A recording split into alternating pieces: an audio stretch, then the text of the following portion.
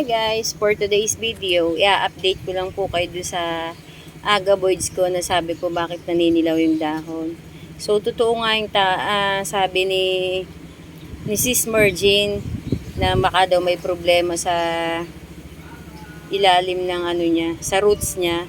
So, yun nga ang ginawa ko guys, na sabi niya i-check ko daw at chinek ko tama. Parang nabubulok na yung ilalim niya guys, kaya pala siya naninilaw. So, ito, naagapan ko naman, kaya lang hindi ko sure kung makakabawi pa to. Ito yun guys, oh. Pinutol ko at nabubulok na nga yung katawan niya. So, hindi ko alam kung makakasurvive pa to. Tinanggal ko na yung mga nagmamashi, tsaka yung ibang naninilaw niya na ano, na dahon niya. And then, nilagyan ko siya guys ng cinnamon, tapos nilagay ko siya dun sa loob namin ng mga ilang araw. So, inilabas ko na siya dito. At hindi ko pa ito nadidilig. So, ito yung ano niya. Ito siya guys, oh. Wala pa siyang roots at ipinatong ko lang siya dyan. So, hindi ko alam kung makakasurvive yan. So, totoo nga may problema yung katawan niya. Pag ganyang parang naninilaw, akala ko wala lang. So, hanggang ngayon, oh, yun, oh. Parang naninilaw pa rin siya. Sana makasurvive pa rin to. Hopefully makasurvive, pero hindi ko alam. Kasi, dumadami yung naninilaw niya guys. Ang dami ko nang natanggal dyan. So, ganyan pa rin. Parang wala pa rin pagbabago, ganyan pa rin siya, padami ng padami. Sana makasurvive. Sayang kasi ang laki na niya, tsaka ang tagal na niya sa akin guys. Hindi ko alam na ganyan na palang nangyayari sa ilalim niya.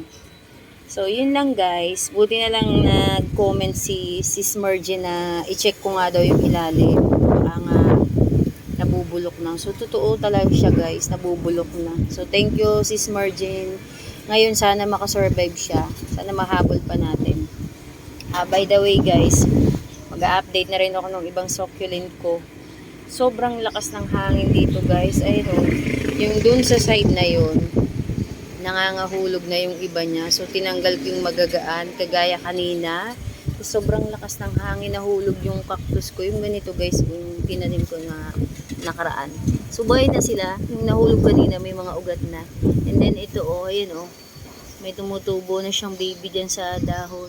Yung cactus, buhay na, nahulog yung isa. So pinagtatanggal ko na yung mga magagaan doon kasi baka mahulog din. And then itong apple, pinapakiramdaman ko kasi baka may mahulog din, makalaglag. So hindi naman namumove yung pwesto niya eh. And then yung isa ito, ayan oh, galaw ng galaw naman yung kanyang mga nakatanim. Hindi rin naman namumove. Siguro kasi dahil mabigat yan eh. Pero bantayan pa rin natin. Ayan guys, yung mga nasunog, nakakabawi na siya oh. Ayan oh, yung mga bagong dahon niya. And then yung mga sunog oh. Tapos yung baby niya dyan, mukha namang nakakabawi din oh. And then ito yung isa. Ayan oh, pangit talaga nila guys. Tapos ito oh, yung si crusted na ano to? Red Ives. Ewan, parang hindi siya makakasurvive guys. Yan yung nasunog din na ang kapal-kapal nung inisprayan ko. Ayan. Ganyan na siya ngayon at parang mamamatay na rin. So hindi ko alam kung makakasurvive pa to. Ayan oh, nabulok talaga siya guys, as in nabulok. Hindi ko alam kung makakasurvive pa yan. So abangan ko na lang. Hindi natin alam. At yung isa dito guys na ganito oh, ito.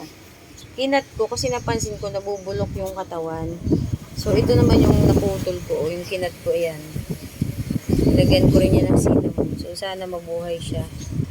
Ito naman yung parang flower ano ni Hanakaida, yung nag-flower na malaking down. Kinat ko, itinuso ko dyan. Hindi ko lang sure kung mabubuhay din yung katawan niyan. Ito siya galing guys. Oh. Ayan oh. Ayan, pinutol ko. Parang ganito siya oh, yung flower niya dati na nagbigay ng maraming dahon. Pinutol ko lang kasi namamatay na yung katawan. So dahon lang talagang kukunin dyan. Kaya itinanim ko na rin yung may katawan niya guys. So, yan ang update dito sa itaas ko, guys. Yung iba nga pala nito, hindi ko pa naipakita sa inyo. Umunti na to, guys. Binaba ko dun sa greenhouse yung iba. Nilagay ko dun sa may parting greenhouse. Kasi wala nang magalawan dito. Wala na akong madaanan, guys. At, ayan, oh, umunti na rin yung nandyan. Ang hirap na kasing dumaan para akong laging naka-side view lang. Hindi ako pwedeng humarap. And then, ito yung nasunog na iba, guys. Medyo nakakabawi na sila. May kulay puti. Nakakabawi na sila. O, naganda na uli. O, maganda na. Ito talaga si ano. Ayun o. Natalsikan lang yan. Pero yung mga parina niya o, parang hindi pa nakakabawi hanggang ngayon. Pangit pa siya. Meron siya ng parang stain. Umangit yung parina niya. Dati puting-puti yan guys. And then ito, mukhang very effective naman yung napanood ko kay itong si Ma'am Succulent Davao. Ito o, yung pang-spray niya sa mga millibugs na nag-i-start pa lang. Tsaka sa langgam. Suka siya guys. At saka papatakan mo siya ng dishwashing. I-try ko. Ayan o. Nawala naman siya. May langgam din talaga siyang kasama pag may millibugs na ganun. So, yun. Yung sabi niya na pag hindi naagapan, pag naubos na yung ano niya, pag marami na siyang millibugs at langgam, kakainin na niya yung root sa ilalim. So, yan o. Mukha namang naagapan ko siya. Nawala eh. In-sprayan ko guys. And then, ito naman o, yung ibang mga nasunog. So, ayan. Medyo nakakabawi na rin naman. Ito nakakabawi na. Ito talaga oh. Kapal-kapal pumangit.